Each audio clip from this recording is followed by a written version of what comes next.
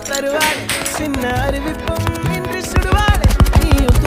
தும்மிடி ஆயுசு நூறாக என் உயிர் உன்னோட பத்திர சொத்தாக என் பார்வை உன்னோடு உண்மை கண்ணோடு பேசாமல் விண்ணோடு நான்